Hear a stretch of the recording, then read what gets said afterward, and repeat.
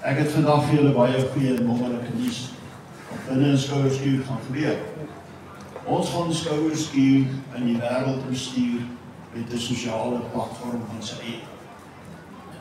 Nou dit is soos 'n Facebook gekoppel met 'n LinkedIn, gekoppel met 'n bank, gekoppel met jou wildste drome in een plek. Ons gaan daai aanlyn gemeenskap binne die volgende paar weke aan die hart loop hê. Soortgelyke platforms wat wêreldwyd al bestaan, werf lede in hulle platforms in tot soos 250.000 mense op een platform. Die bijenboerenvereniging in Amerika spog dit al 150.000 bijenboere op hulle platform. Ons sal daai platform so aanskik en aanpas dat hy presies kan doen vir ons lede wat hulle wil hê, wat hulle nodig het. Kom ek gee 'n paar voorbeelde. Jy as Skouerskuurlid kan 'n blad hê binne in daai sosiale profiel van ons, waar jy jou produkte en jou dienste kan adverteer. En 'n ander lid kan met jou besigheid doen en daai transaksie kan deur die betaalkanaal van die platform gebeur as jy dit so verkies. Dit maak dit moontlik dan dat ons meer direk met mekaar kan besigheid doen op die internet. Die tweede voordeel is ons kan mekaar oplei.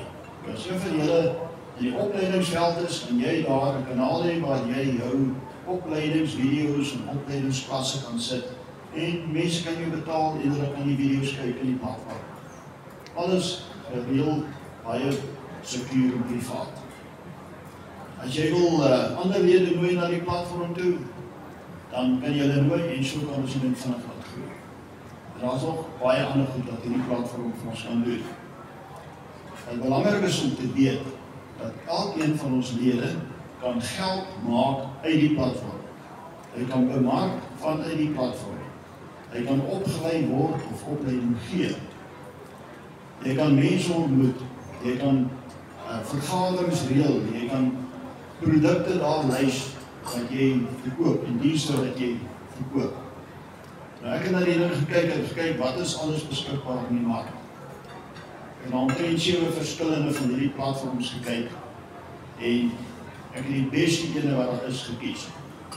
En die besluit is geneem, ons gaan die platform neem en ons gaan hom ontwikkel. Nou dit is so, as 'n mens die besigheid om wil uit hê, dan moet 'n mens goed insit ook.